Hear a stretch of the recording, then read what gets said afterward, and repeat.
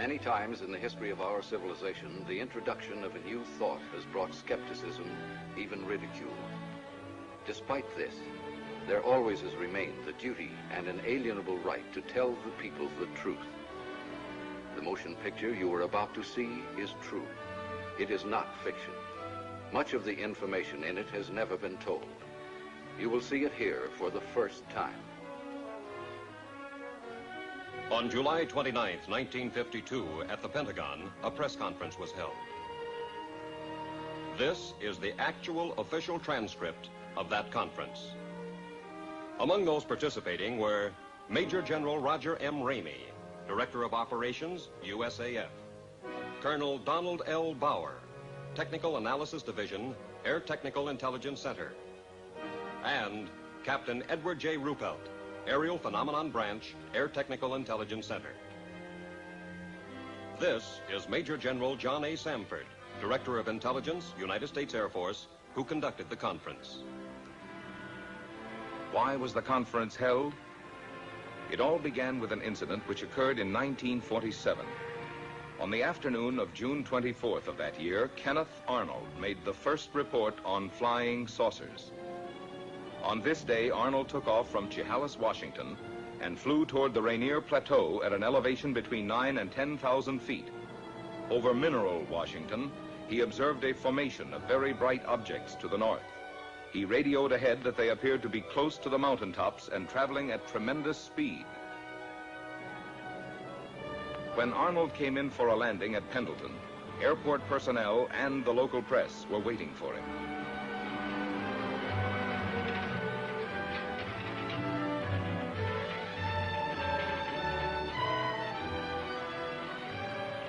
Arnold counted 9 objects in echelon formation. He observed that they had no tails and described them as saucer-shaped objects. The story was picked up by the wire services.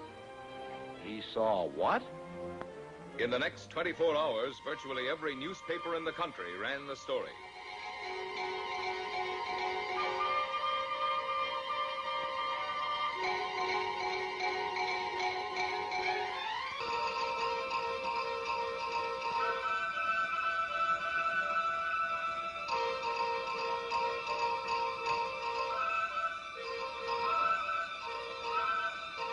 The Arnold report precipitated an avalanche of sightings from cities, towns, villages, from every section of the country.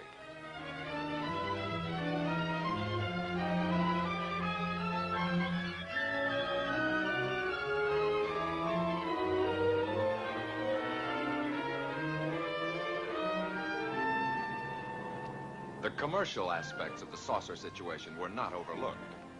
Alert businessmen and manufacturers came up with all sorts of oddities. The practical joker moved in. Homemade saucers of all kinds and descriptions began to turn up promiscuously. Within a few months of the original saucer report, practically everyone in America was conscious of flying saucers. This man in the saucer, can you describe him? Well, sir, he was small and skinny. His head was pointed, came to a very sharp point. He had long green hair. His eyes were a sort of purplish red. He had large ears which were formed like an antenna. His teeth were perfect, but spread far apart. And I noticed, too, a jacket of some sort of spun glass and bright red metallic shoes. You say this all took place in a few seconds. Mr. Nagelschmidt, can you tell me what color tie I'm wearing? I'm sorry, sir. I didn't notice.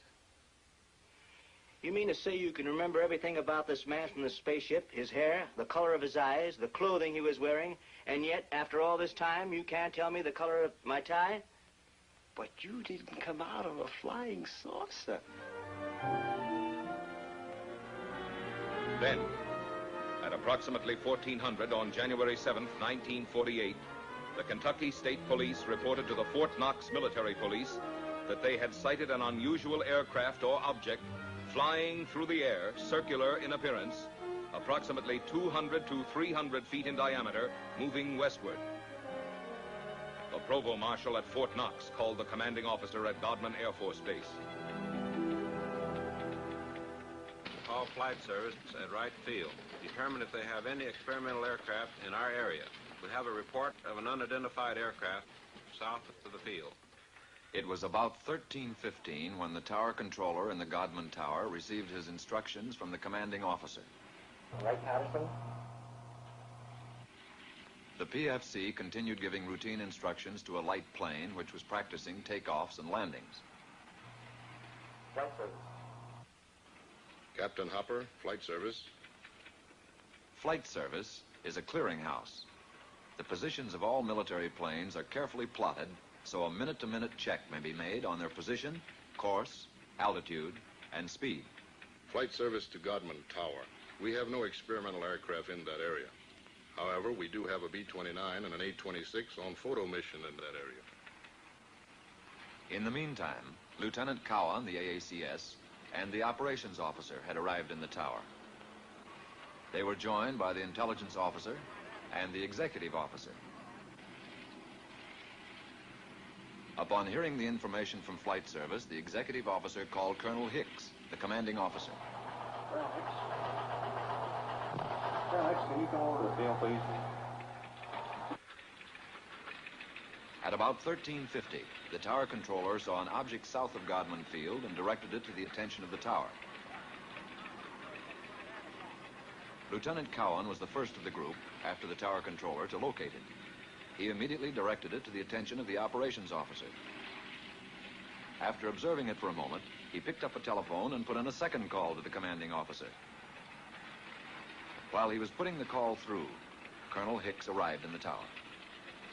It was now about 14:20. About 14:30, a flight of 4 F-51s being ferried from Marietta, Georgia to Stanford Field, Kentucky, was sighted south of the base. The commanding officer issued an order to contact the flight leader. Channel B and find out who's leading the flight. Godman Tower to leader, Flight 451. Godman Tower to leader, Flight 451. Come in. Captain Mantell, Flight Leader F-51 to Godman Tower. Over. Stand by for further instructions. Vector the flight into the area of the unknown. Vector Mantell on a heading of 210 degrees. Godman Tower to Captain Mantell. Come in, over. Mantell to Godman Tower. Over. Godman Tower to Captain Mantell. Investigate an unidentified object in your area. Your new course, 210 degrees. 210 degrees. Mantell to Godman Tower. Changing heading to 210. Loco, out.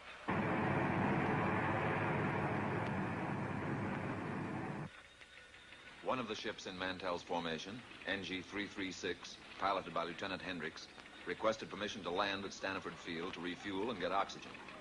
Permission was granted. Captain Mantell and the other two planes started to climb toward the object. The second pilot made a similar request. Both wingmen refueled and, after getting oxygen equipment, took off again. Captain Mantell, flying NG-3869, continued climbing, outdistancing his wingmen. At 14:45, Mantell called the tower. Mantell to Tower. I see it. Above and ahead of me. I'm still climbing. A few moments later, one of Mantell's wingmen was heard. What the hell are we looking for? After a moment, Captain Mantell made a reply. Mantell to Tower. The object is directly ahead of and above me. Now moving at half my speed. Godman Tower to leader, Flight 451. Godman Tower to leader, Flight 451. Come in. Mantell to Tower. It appears to be a metallic object of tremendous size. The object now was in visual view of the tower personnel. Mantell to Tower. I'm trying to close in for a better look. I'll go to 20,000 feet. Shortly after this, Pilot Hammond, the remaining wingman with Mantell, called Mantell over his radio. Level off, Captain, until I've regained visual contact. The personnel in Godman Tower waited tensely for Mantell's reply, but he made no answer. A moment later, Pilot Hammond made another report to the tower. Mantell seemed to have disappeared. Mantell had apparently climbed beyond his wingman. At 15:25, the remaining wingman broke off and returned to Stanford Field. The object, which was in visual sight from the tower, as were the F-51s during the chase, disappeared at approximately 1550. The F-51s were first lost to view, and then the object went behind a cloud. Godwin Tower to Captain Mantell. Come in. Over. This is Godwin Tower to Captain Mantell. Come in. Over. At 1750, Staniford advised Godman Tower that Mantell had crashed 5 miles southwest of Franklin, Kentucky. The crash had occurred at approximately 1645. Captain Mantell was killed.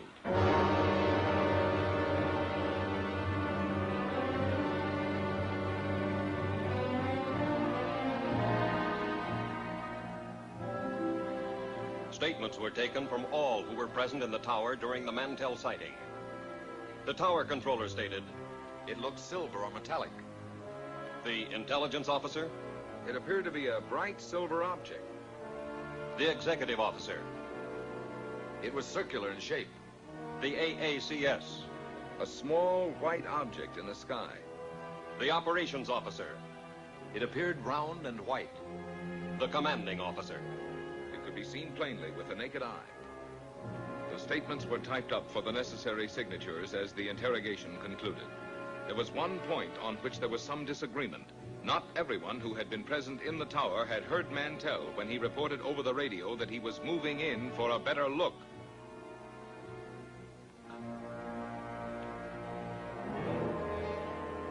The more lurid sections of the press reported that fragments of Mantell's plane were found to be radioactive.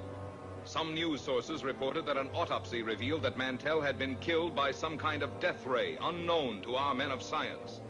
These reports were false. Because certain publications persisted in using a sensational approach in reporting sightings, there were increasing demands from the public for an explanation.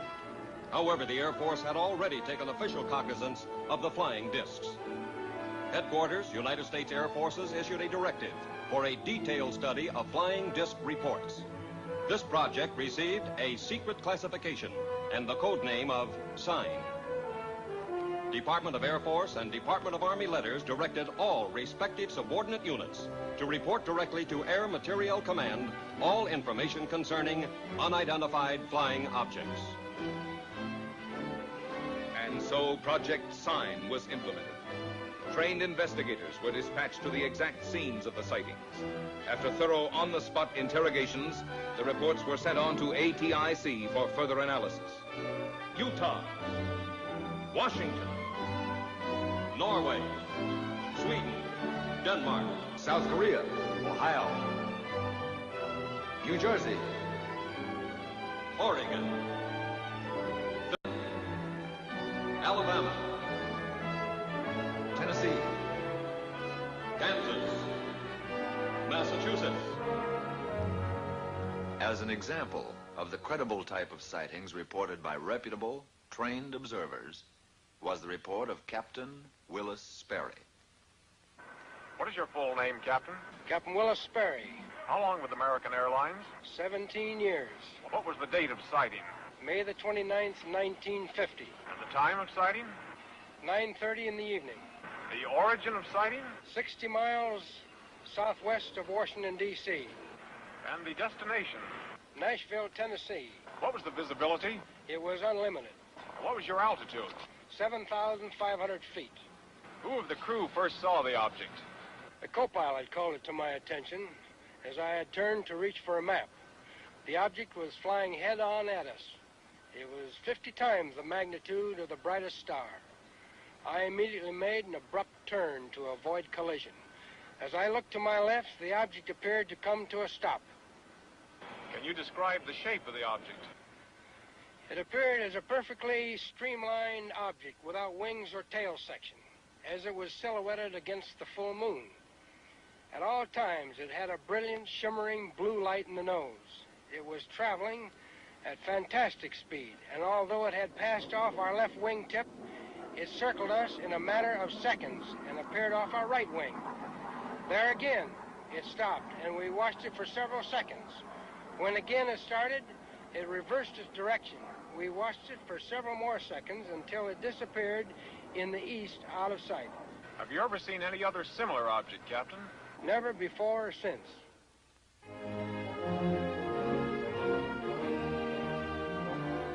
On January 9th, 1950, the press reported that Project Sign was closed. From now on, the Air Force stated its only similar activity would be the routine conventional watch for unidentified flying objects. This is the Daily News building in Dayton, Ohio. My name is Al Chop. A short time after my discharge from the Marine Corps, I paid a visit to the newspaper where I had previously worked as a reporter for 5 years. Well, Al, you rascal. Glad to see you. Good to see you. Keeping yourself. The editor was a close friend, and he tried to convince me to take back my old job on the paper. He was very persuasive, but for personal reasons, it didn't interest me. Oh, but you remember the old days here. Now it's all different. 3 hours for lunch, double time for overtime, blonde copy girls. Once he realized that my mind was made up, he made another suggestion. It was due to this casual suggestion that I walked right into the middle of the flying saucer story. Ever since the Korean situation, there's a lot of activity out at Air Material Command. You could fit right in at Public Information Office there. Who's the man to see out there? Friend of mine, Major Cross. I'll call him now. The idea appealed to me. I'd always been intensely interested in aviation. Also, I liked the idea of settling down in Dayton again. Both Dee, my wife, and I had a lot of friends there. It would be like coming home again. The editor set up an appointment for me at Air Materiel Command. This is what I wanted, but a man never knows what he's getting into. The next day, I went out to AMC and talked to the major. He seemed satisfied with my newspaper background. I was interviewed by a personnel official who filled out the necessary papers preliminary to an Air Force security check. Full name? Albert M. Chop, C-H-O-P. Age? 35. Married? Wife's name? Dolores. Children? Girl, age 11, boy 5.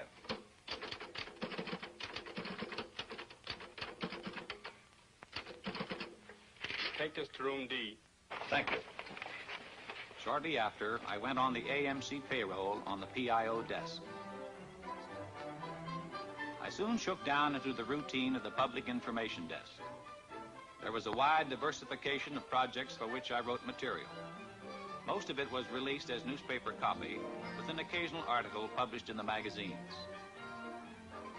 I wrote a piece on a portable printing press that could be set up close to the front line. These presses printed daily bulletins, which proved of great value in sustaining morale of frontline troops. I did a few pieces on helicopters, which were coming into wide use in Korea. Newsweek magazine printed this, and it also appeared in many of the country's leading newspapers. Then, one morning about 10 o'clock, I got a call from a newspaper editor in Boston. The Boston editor wanted confirmation or official information on a flying saucer report out of Sioux City, Iowa. I told the editor that Project Sign had been officially closed. He was insistent, so finally I called Air Technical Intelligence Center. No, Chop. We have no report on Sioux City or any other sighting. You people on PIO desk ought to know we've closed Project Sign. For the next couple of hours, calls came in from newspapers all over America.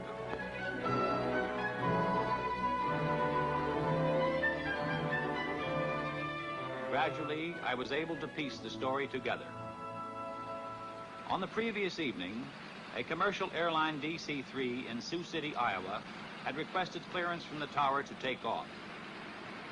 The tower held them up, informing the pilot that there was a light in the west that they thought might be a light plane. The tower stated that they were trying to contact it, but were unsuccessful. The tower was in contact with another light plane that was coming in for a landing. The DC-3, engines idling, stood by at the end of the runway until the light plane landed and taxied off the strip. The tower then gave the DC-3 pilot permission to take off.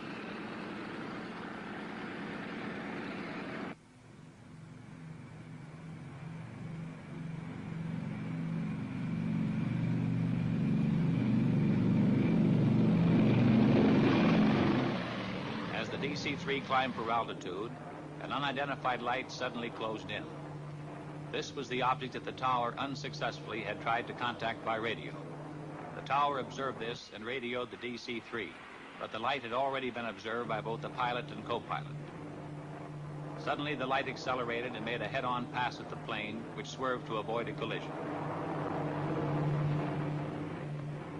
It zoomed past them, close to their wingtip. The pilot called the tower and described the object as a B-36 without wings. After being observed by several passengers, the object suddenly zoomed straight up and disappeared. About noon, 2 reporters came in asking for information on the Sioux City sighting. What's new on this saucer story, Al? We have nothing on it. Project Sign is closed. ATIC is no longer investigating these things. How stupid can they get? How can they drop an investigation when there are things going on like this Sioux City incident? Look, George, I don't make policy around here. I've got a job, and I take my orders just like everybody else. They insisted I make another call for verification with ATIC. I indicated to one of the reporters to pick up the extension and listen in, so he, too, could hear. Yeah, hello, Major. Al Chop.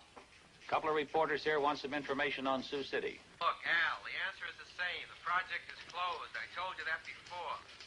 Yeah, thanks, Major. You heard the man. This thing doesn't add up. Those men saw something up there. Oh, there's probably some simple explanation for it. Don't tell me you guys believe this saucer bunk. You're just sitting on a story, Al. Well, you believe what you like. But personally, I think this whole saucer business is pure, unadulterated bunk.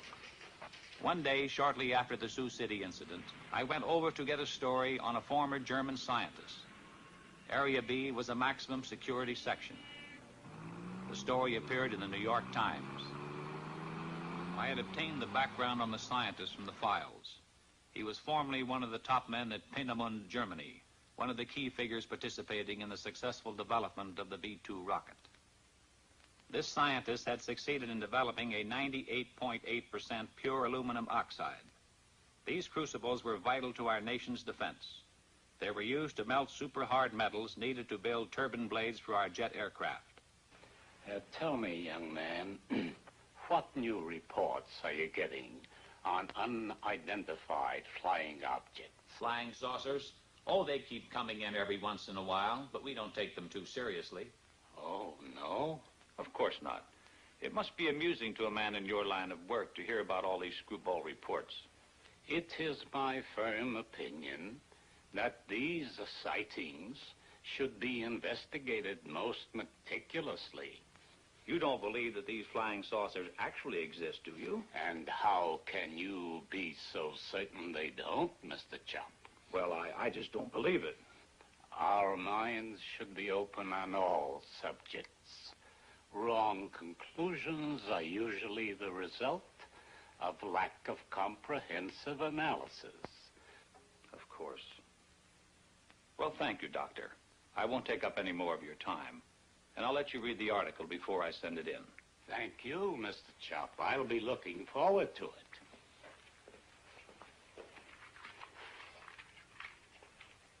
Later that same day, I paid a visit to the Public Information Officer for Air Materiel Command.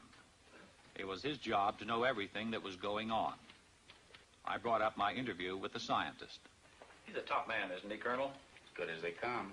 We got on the subject of saucers. He seemed to lend credence to their existence. At least he doesn't deny it. Well, he's not alone in that opinion. I don't understand, Colonel. If a crack scientist thinks they could exist, why not the Air Force? Al, I'm going to let you in on something. Somehow security was breached on the code name Sign. Every news agency knew that Project Sign meant saucers. On top of it, we were up to our bustle in screwball reports. Serious investigation was all fouled up. The serious investigation? Then the Air Force is still investigating these sightings? We switched the code name to Project Grudge, and the investigations continued. And what have they shown? Nothing conclusive as yet. Could these saucers be some kind of a secret weapon of ours? No. If they were, Air Materiel Command would be the first to know. How about a device from a foreign country? We know they're not. What is your opinion, Colonel? I don't have any opinion, Al. A A short time later, I was promoted to chief of the press section. From then on, there wasn't a moment when I didn't have at least one reporter hounding me for information on saucer sightings. Got a question, Al. Boys down at the office would like an honest answer. Project sign is closed, right? That's right. Has the Air Force set up a new saucer investigation? No. Thanks, Al. That's all I want to know. Coming here right away, Al. Bring pencil and paper. Line 3. Colonel Goddard's on the phone. He's got a hot UFO report. I want you to listen in on it. Okay, Colonel, shoot. Colonel Goddard, chief of the Air Force Photo Reconnaissance Laboratories, reported that 3 of his men flying a B-29 were tracking a weather balloon over Georgia. Suddenly, an unidentified flying object appeared and flew alongside the balloon. After a few moments, the object dived and made a pass at the balloon, then proceeded to disappear. When the balloon was recovered, it had a 6-foot rent in it. Colonel Goddard's men believed this unidentified flying object made the tear in the balloon. Goddard vouched for his men making the report, stating that they were highly experienced and reliable Air Force personnel. Thank you, Colonel. Think it could be a lightning bolt? Goddard wouldn't call that a lightning bolt. Didn't any of his men have a camera? No, they were tracking it with binoculars. That's something I don't get, Colonel. Wouldn't you think that somebody, somewhere, would have shot a picture of one of these things? Oh, we've got plenty of photographs. But the trouble with still pictures is they're too easily faked. What about a motion picture? Could that be faked? Oh, trick shots are possible, but not without complicated and expensive laboratory equipment, highly skilled men. Even then, motion picture experts could easily determine fakes. That eliminates some joker faking a piece of motion picture film in his garage. It'd be practically impossible to get away with that. Well, I guess that's why you have no movies of them, Colonel.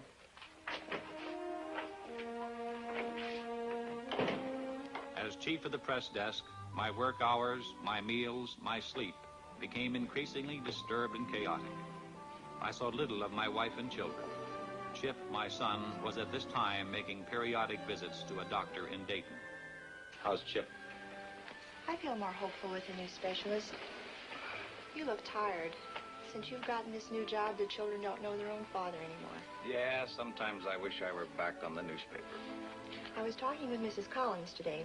She tells me her husband's cousin works with a man who swears he saw a flying saucer. I thought I told you that term was taboo in this house. Do you really think they might be from Mars or someplace? Look, honey, don't you get like the rest of those screwballs that I have in my hair all day. Every time some kid flies a kite, 50 different people see spaceships. Come on, let's get to bed. Talking over routine press releases on a new type transport plane, when suddenly the colonel veered off at a tangent. By the way, there's a magazine fellow coming out here from New York to do a story. I want you to set up appointments with the people he'll want to see. Right. What magazine is he representing? Life. What are they after? He's going to write a piece about unidentified flying objects. Are you serious? Life was given clearance by the Air Force Commanding General. How come? When the General Staff makes a plan, they have the whole picture in view. We here at Dayton see only a smaller section. Pentagon has its reasons. Very good ones, most likely. When the Life story breaks, we're going to have to fight our way in here through a milling mob of inquisitive reporters. No, Al, you won't. You won't be here. Colonel Searles in the Pentagon has requested you by name. He wants you to join his staff in Washington. Colonel, it's been swell working with you. But under the circumstances, I'll be delighted to get out of here.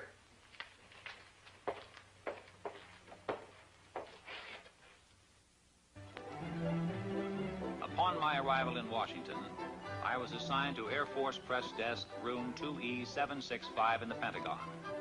My last official act at AMC had been to arrange the conferences and briefings for Life magazine. I was in Washington only a short time when Look magazine submitted the galley proofs of their saucer article to my desk. I put the Look article through to security review. Now I felt free to settle down in my new job. I checked in with the press section of the United States Senate, House of Representatives, and Department of State. I paid the required visits to the information departments of the Army, Navy, and Marine Corps. I covered the Civil Aeronautics Administration and other agencies with whom I would be working in close contact. By now, I figured I was through with flying saucers for good. But the Pentagon had other ideas. Because of my previous experience, I was assigned to unidentified flying objects. I was back in the flying saucer business. In the activity of setting up housekeeping and getting adjusted to the new job, I completely forgot about the Life magazine article. Also, I was able to spend more time with Chip. My son had been deaf in one ear since infancy, and it was difficult for him to play with other children. I had settled down to a regulated home life, but it was only a lull before the storm.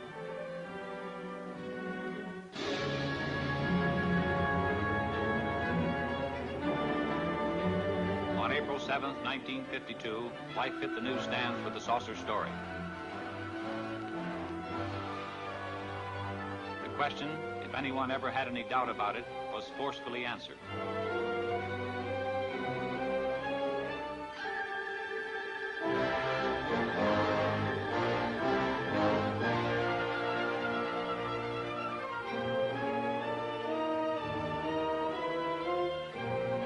The public, America as a whole, had an intense, avid interest in the subject of flying saucers. The first few days following the Life story were chaotic. Naturally, my desk was an exposed point, and I was under an incessant barrage by newsmen. Shortly after the Life story, Look's coverage of saucers hit the newsstand. Their story featured a saucer map, including a statement by the commanding general, U.S. Air Force, Hoyt Vandenberg. Vandenberg stated, "The Air Force is interested in anything that takes place in the air. This includes the aerial phenomenon commonly known as flying saucers. Many of these incidents have been satisfactorily explained. Others have not." Project Grudge was expanded and augmented. The classified name Grudge was dropped. The new code name for the UFO investigative project was Blue Book. The general appointed Captain Edward J. Ruppelt of ATIC at Wright-Patterson as officer in charge of Project Blue Book. Ruppelt's department was designated as Air Phenomenon Branch, Air Technical Intelligence. At Ruppelt's disposal was a large staff of distinguished scientists, both military and civilian. One day, Major Dewey Fournay of Current Intelligence Branch sent for me. "Will you come in here a minute, Al?" Major Fournay was intelligence technical analyst and UFO monitor. "Thanks, Captain." "Al, I just got a call from Captain Ruppelt. A Navy photographer named Newhouse has made a sighting near Tremont in Utah. He got some UFOs on film." Motion pictures? Motion pictures. This film should prove interesting on a comparative basis. Comparative with what? With the Montana film. ATIC's had it for some time over at Dayton. You mean ATIC has had motion pictures? Why wasn't I told about it? You're being told about it now. Can I see these films? Ruppelt has the Newhouse film. It's back at Dayton being processed and analyzed. But I can show you the Montana film. This film was shot August the 15th, 1950. It was taken in Great Falls, Montana by Nick Mariana. Immediately after we were notified of the sighting, we sent an intelligence man to get a first-hand report. My name is Nick Mariana. For the past 6 years, I've been the general manager of a minor league baseball club called the Electrics. We play out of Great Falls, Montana, and are a farm club of the Brooklyn Dodgers. On August 15th, 1950, at Legion Ballpark in Great Falls, Montana, after a couple of hours in the clubhouse office, I went up into the grandstand to call the groundskeeper. As I reached the top of the stairway, I glanced northward to the tall Anaconda Copper Company smokestack to check the direction of the wind from the white smoke. Force of habit, I suppose, because our outfielders use it as an indicator on defensive play. As I looked up, I saw two silvery objects moving swiftly out of the northwest. They appeared to be moving directly south. The objects were very bright and about 10,000 feet in the air. They appeared to be of a bright, shiny metal, like polished silver. Both were the same size and were traveling at the same rate of speed, which was much slower than the jets which shot by shortly after I filmed the discs. Suddenly, they stopped. It was then I remembered the camera in the glove compartment of my car. I raced downstairs, yelling for my secretary, Miss Virginia Ronick. The distance from the top of the stairway to my car is about 60 feet, and I must have made that in about 6 jumps. I asked my secretary if she saw anything, and she said yes, 2 silvery spheres. I unlocked the glove compartment of my car, took out the camera, turned the telephoto lens on the turret into position, set the camera at f/22, picked up the objects in the viewfinder, and pressed the trigger. The discs appeared to be spinning like a top and were about 50 feet across and about 50 yards apart. I could not see any exhaust, wings, or any kind of fuselage. There was no cabin, no odor, no sound, except I thought I heard a whooshing sound when I first saw them. As the film clicked through the camera, I could see the objects moving southeast behind the General Mills grain building and the black water tank directly south of the ballpark. I filmed the objects until they disappeared into the blue sky behind the water tank. There's only a few feet of film. It'll be over practically before your eyes are focused on it. Now remember, there's only a few feet of film, so watch closely. I still had my doubts, but I must admit I felt an excitement about seeing actual motion pictures of unidentified flying objects for the first time. Ready? Ready.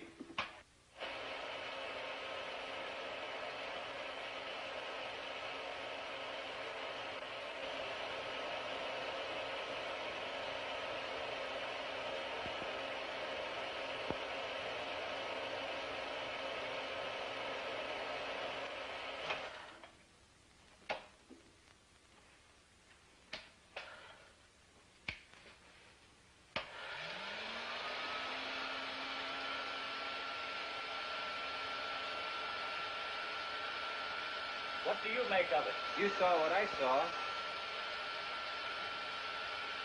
What's your opinion? I'll run it again.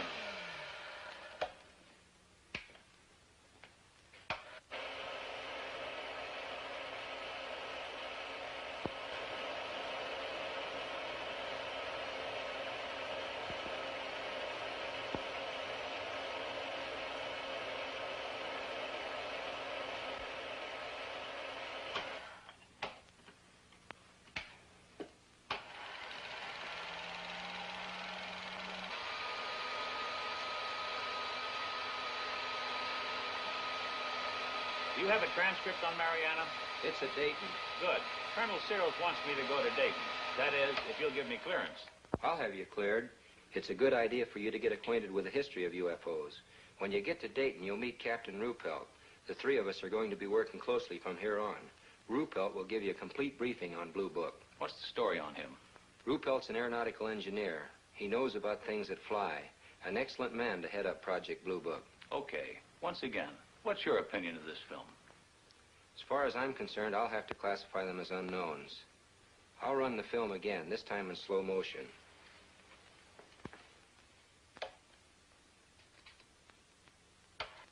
This time I strained my eyes to study the film. The Air Force analysts, by measuring the angular velocity of the objects and by computing their speed, had determined that they were not balloons.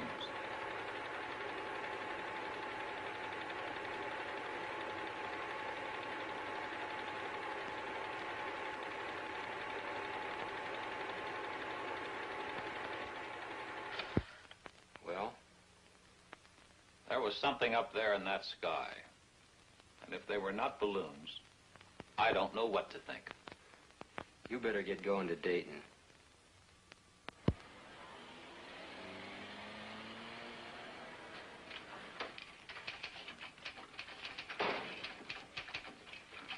Yes, sir. May I help you? I'll chop to see Captain Ruppelt. Captain's right over there, sir. Thanks. Captain Ruppelt, I'm Al Chop. Have a seat, sir. Major Purnell heard me you're arriving. You've got the green light here. Where would you like to start?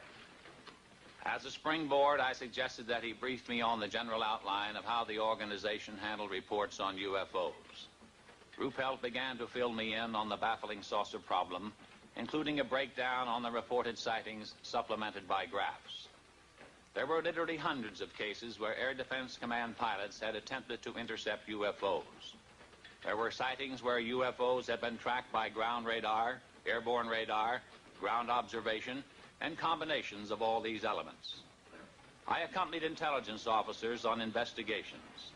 I witnessed the difficulty in breaking down and gaining the confidence of those who were reluctant to talk about their experiences for fear of personal ridicule and embarrassment. Others were cooperative.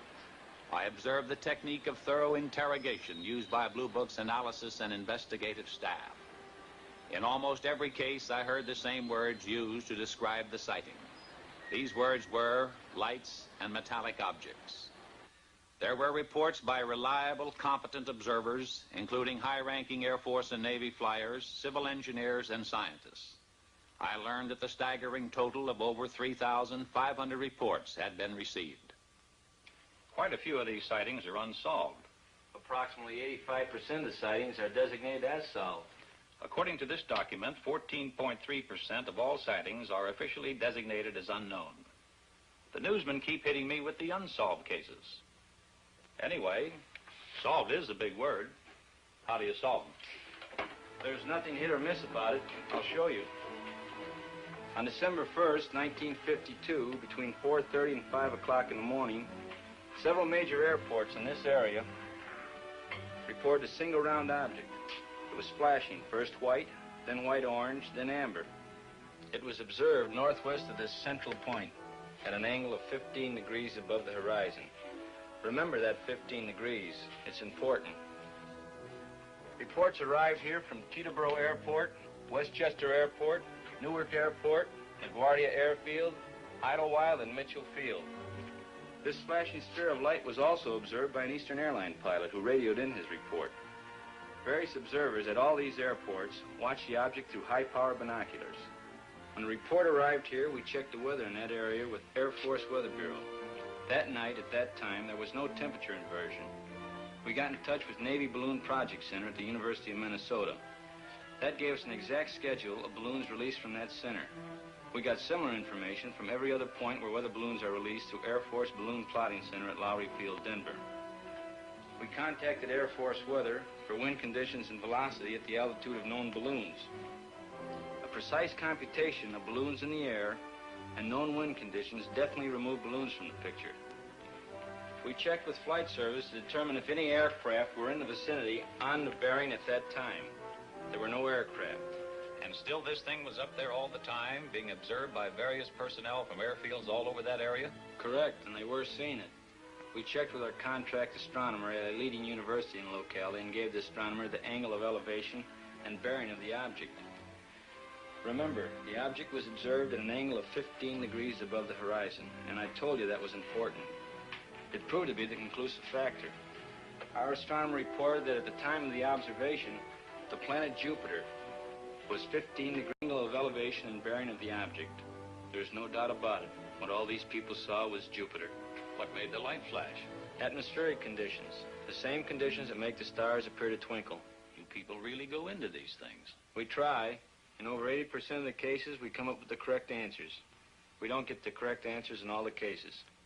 What about the motion picture made by this Navy man, Newhouse? We're working on that. How does it look? Impressive. Can I see it?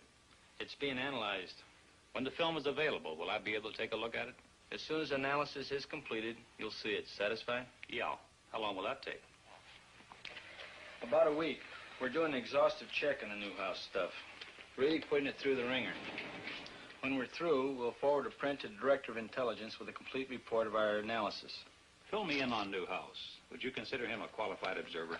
He rates as a top flight observer, an extremely competent one.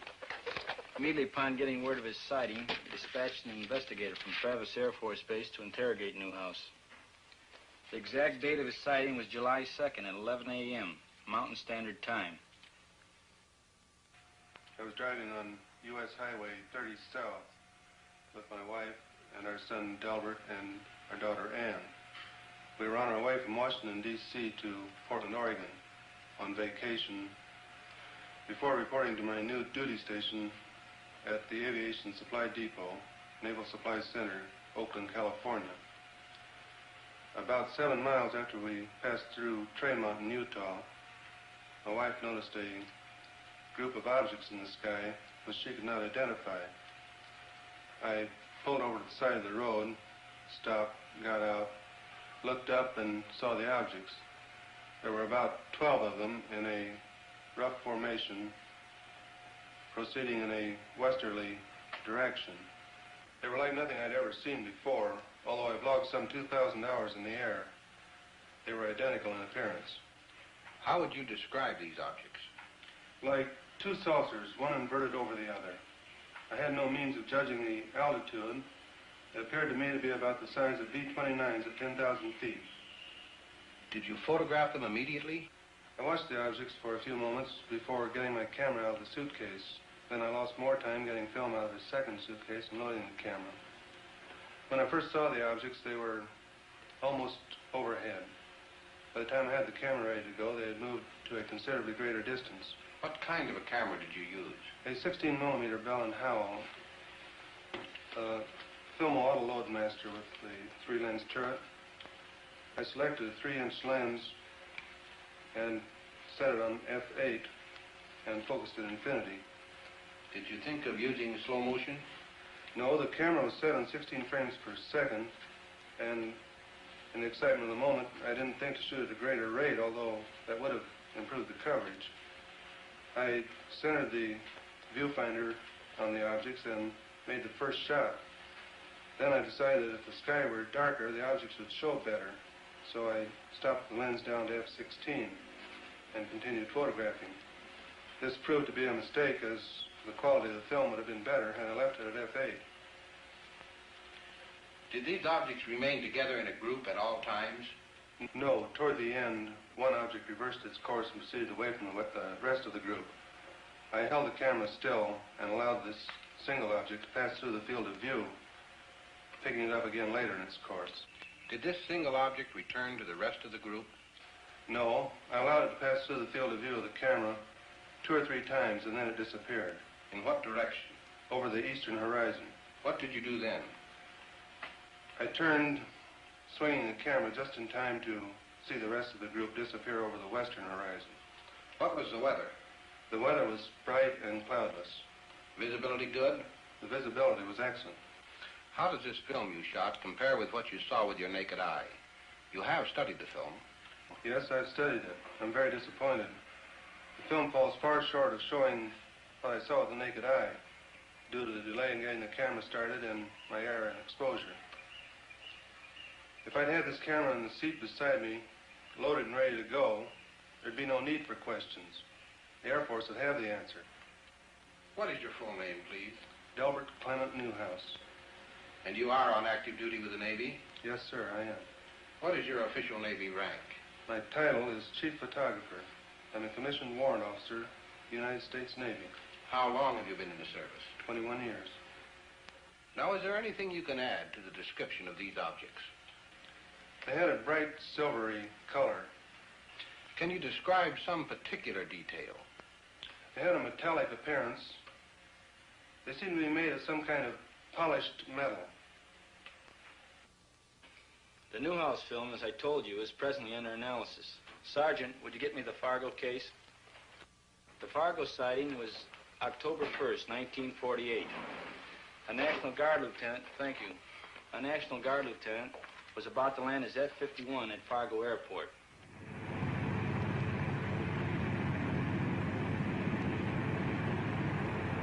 Captain Ruppelt gave me the details from the record. The pilot, after a routine patrol flight, was cleared by the tower to land when he asked, "Anything in the way?" "There's a Piper Cub below you. Nothing else in the air." I see the Piper Cub. I see another light about 1,000 yards ahead of me. It looks like the tail light of a plane. I can see you, but I can't see the light you're observing. The pilot told the tower he could see it and was going to close in and try to make identification.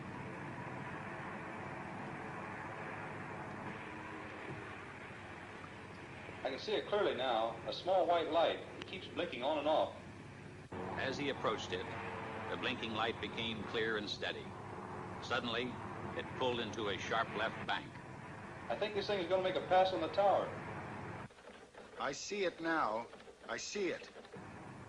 The pilot dived on the light, and although he brought his manifold pressure up to 60 inches, he reported, Can't seem to catch up with the thing. It's gaining altitude and it's just made an impossible turn. A 90-degree turn to the left. You're right. It's gaining altitude on you. And it's still in a very tight left turn. By that time, they were at 7,000 feet, when, suddenly, the light made a 90-degree right turn. It's headed straight at me. The light passed directly over your canopy at, I estimate, about 500 feet. The object suddenly shot straight into the air. The pilot followed it to 14,000 feet when his plane went into a power stall. The object disappeared. The chase had lasted approximately 27 minutes. The officer in the tower was the airport traffic controller. The lieutenant was an instructor for the French during the Second World War. He said he was sure there was an intelligence behind the movements of the lights. He stated, too, that no earthborn pilot could have withstood the G-factor inherent in the object's turns and speed without blacking out. Was there radar at the field? No, there wasn't. Too bad. Radar would have made it airtight. Not necessarily. I thought a radar return was indisputable evidence. No, it isn't. Are you a radar expert? No, I'm not, but I have one on tap. Give me extension 361. We have a team of 3 radar analysts here in Air Phenomenon Branch. I want to talk to Wynn Swanson. All radar reports received here pass through this radar analysis division. Swanson? I have a man here from the Pentagon. He's cleared. Wants to know about radar. Okay. The field's socked in solid with fog, but he'll take you over to GCA.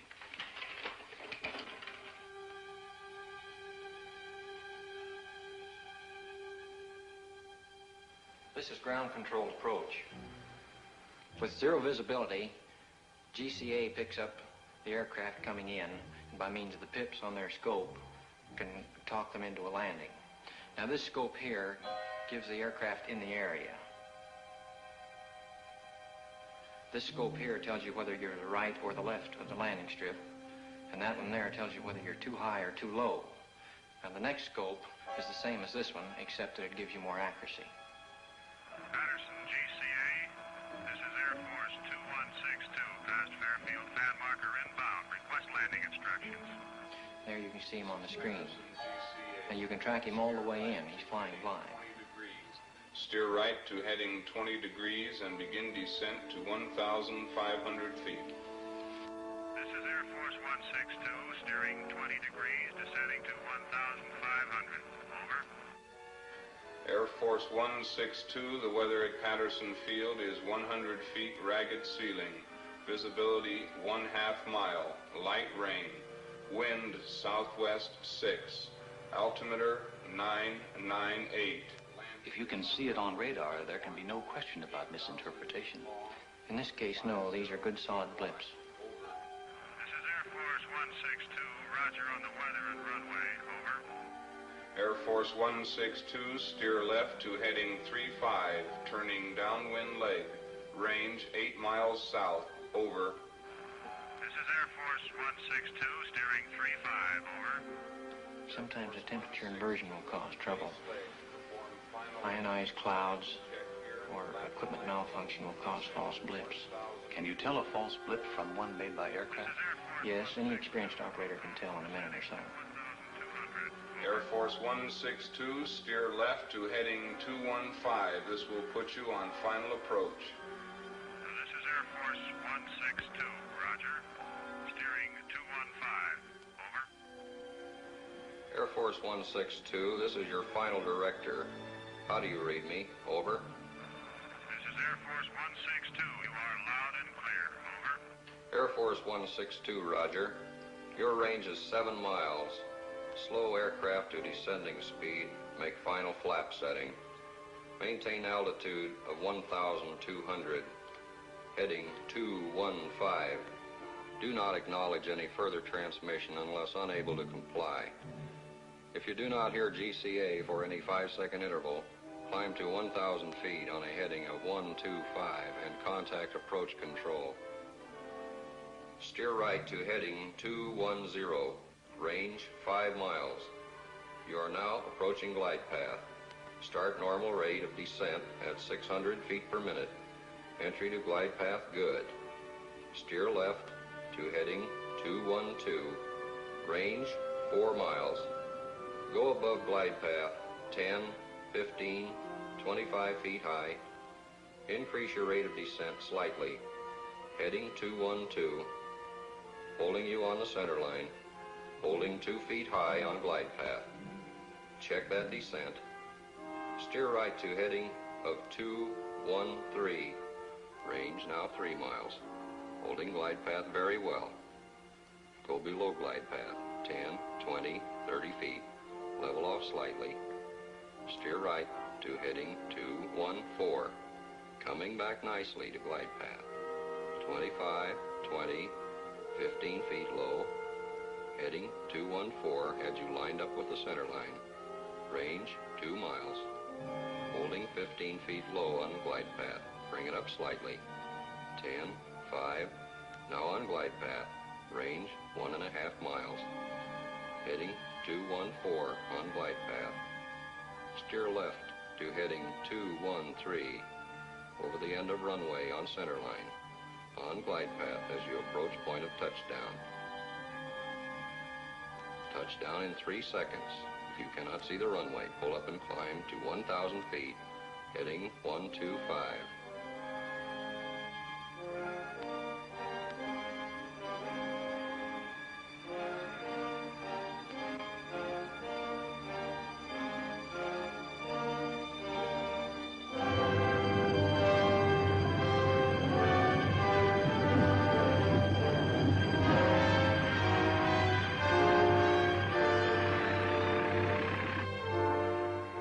Safe at home. Well, that's it. Coffee? Yes. What exactly is your job here, Swanson? I'm one of a group of 3 radar specialists employed by the Air Force.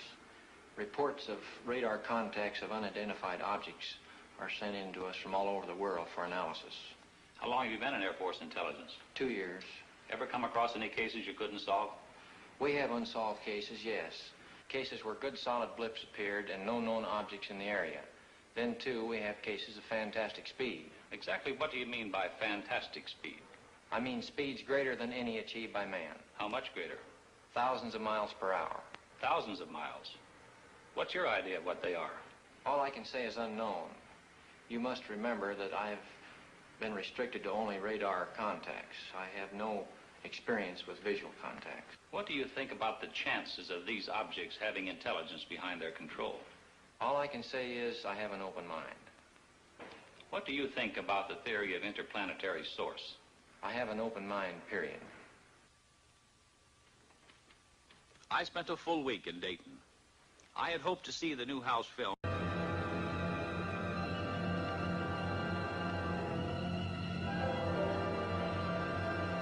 They're coming closer. They're coming right at me.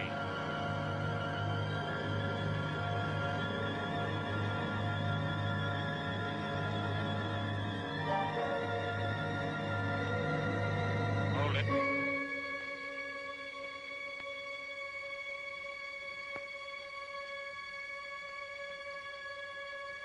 They're moving off. I'm at maximum speed. They're going away.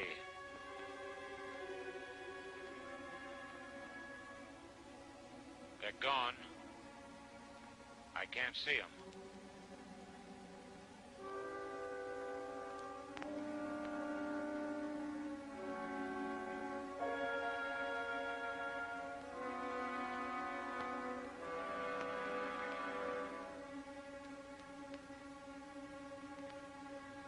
Red Dog 1 to Washington Control. I've been given permission to return to base. Over. Washington Control to Red Dog 1. Roger. Out. At 6 a.m. that same morning, I called Lieutenant William Patterson, the pilot of Red Dog 1, who had made visual contact with the unknowns. He could add nothing more to what he had reported to us over the intercom.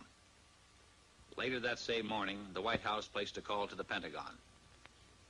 Captain Ruppelt, who had flown in from Wright-Patterson and who was only beginning his analysis of the sighting, got the call from the White House. Yes, sir.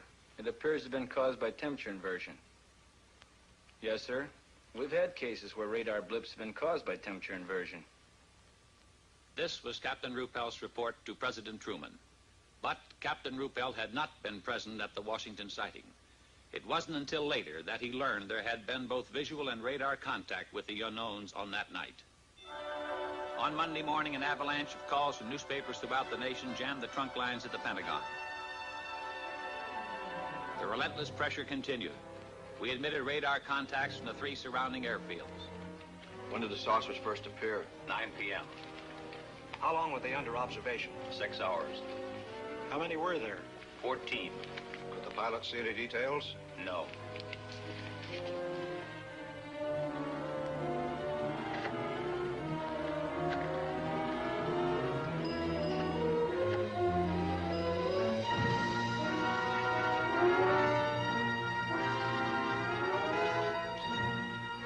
In an interview which appeared in the Washington Times-Herald, Lieutenant Patterson, pilot of Red Dog 1, said he concentrated on one of the bright lights, but it outran him.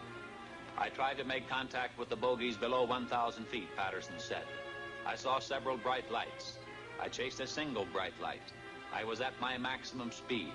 I ceased chasing it because I saw no chance of overtaking it. Under the insistent demands from the nation's press and the accumulating pressure of the public, the Chief of Staff set up a press conference at the Pentagon. I was present when General Sanford spoke for the newsreel cameras.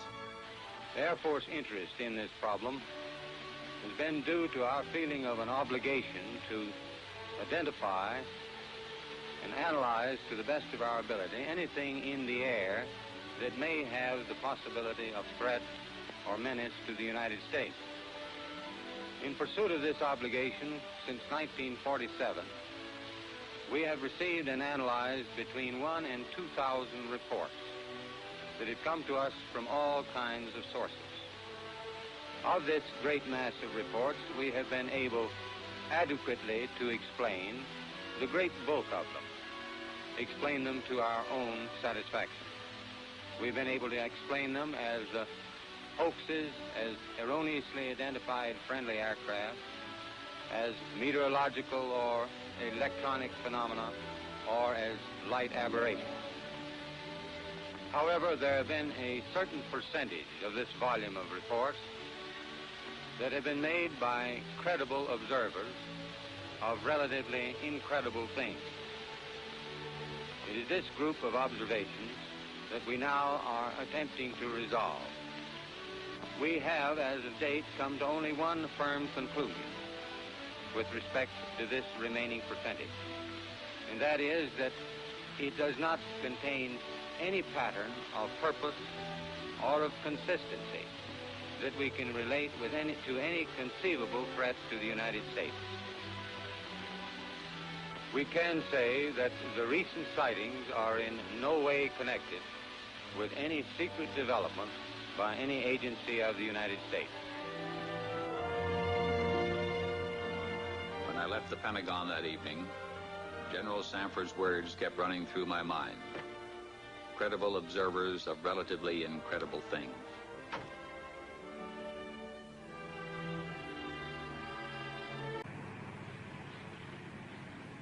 The commanding officer issued an order to contact the flight leader. Channel B and find out who's leading the flight.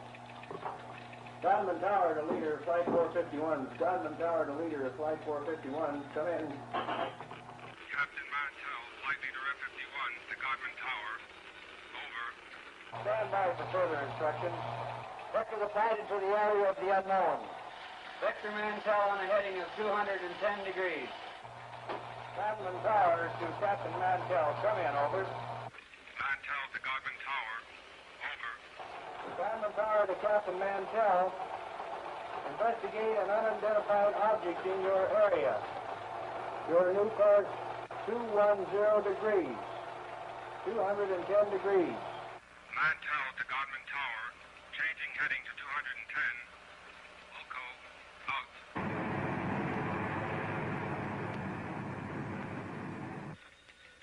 One of the ships in Mantell's formation, NG-336, piloted by Lieutenant Hendricks, requested permission to land at Stanford Field to refuel and get oxygen.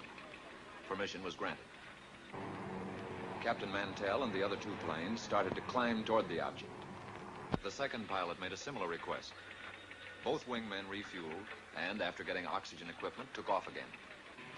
Captain Mantell, flying NG-3869, continued climbing, outdistancing his wingmen. At 14:45, Mantell called the tower. Mantell to tower. I see it. Above and ahead of me. I'm still climbing. A few moments later, one of Mantell's wingmen was heard. What the hell are we looking for? After a moment, Captain Mantell made a reply. Mantell to tower. The object is directly ahead of and above me. Now moving at half my speed. Godman Tower to leader, flight 451. Godman Tower to leader, flight 451. Come in. Mantell to tower. It appears to be a metallic object of tremendous size. You will see it here for the first time. On July 29th, 1952, at the Pentagon, a press conference was held. This is the actual official transcript of that conference. Among those participating were Major General Roger M. Ramey, Director of Operations, USAF. Colonel Donald L. Bauer, Technical Analysis Division, Air Technical Intelligence Center. And Captain Edward J. Ruppelt, Aerial Phenomenon Branch, Air Technical Intelligence Center. This is Major General John A. Samford, Director of Intelligence, United States Air Force, who conducted the conference. Why was the conference held? It all began with an incident which occurred in 1947. On the afternoon of June 24th of that year, Kenneth Arnold made the first report on flying saucers. On this day, Arnold took off from Chehalis, Washington, and flew toward the Rainier Plateau at an elevation between 9,000 and 10,000 feet. Over Mineral, Washington, he observed a formation of very bright objects to the north. He radioed ahead that they appeared to be close to the mountaintops and traveling at tremendous speed. When Arnold came in for a landing at Pendleton, airport personnel and the local press were waiting for him.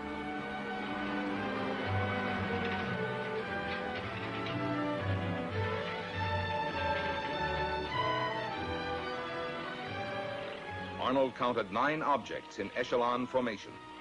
He observed that they had no tails and described them as saucer-shaped objects. The story was picked up by the wire services. He saw what? In the next 24 hours, virtually every newspaper in the country ran the story.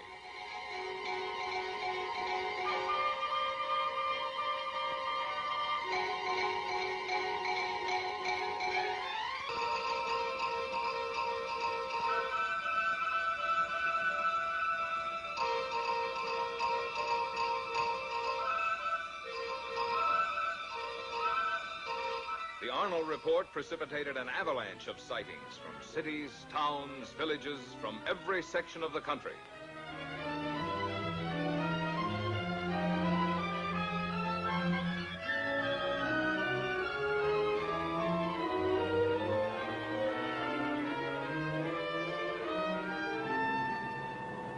The commercial aspects of the saucer situation were not overlooked. Alert businessmen and manufacturers came up with all sorts of oddities. The practical joker moved in. Homemade saucers of all kinds and descriptions began to turn up promiscuously. Within a few months of the original saucer report, practically everyone in America was conscious of flying saucers. This man in the saucer, can you describe him? Well, sir, he was small and skinny. He had his head was pointed, came to a very sharp point. He had long green hair. His eyes were a sort of purplish red. He had large ears which were formed like an antenna. His teeth were perfect, but spread far apart. And I noticed, too, a jacket of some sort of spun glass and bright red metallic shoes. You say this all took place in a few seconds. Mr. Nagelschmidt, can you tell me what color tie I'm wearing? I'm sorry, sir. I didn't notice. You mean to say you can remember everything about this man from the spaceship, his hair, the color of his eyes, the clothing he was wearing, and yet, after all this time, you can't tell me the color of my tie? But you didn't come out of a flying saucer. Then, at approximately 1400 on January 7th, 1948, the Kentucky State Police reported to the Fort Knox Military Police that they had sighted an unusual aircraft or object flying through the air, circular in appearance, approximately 200 to 300 feet in diameter, moving westward.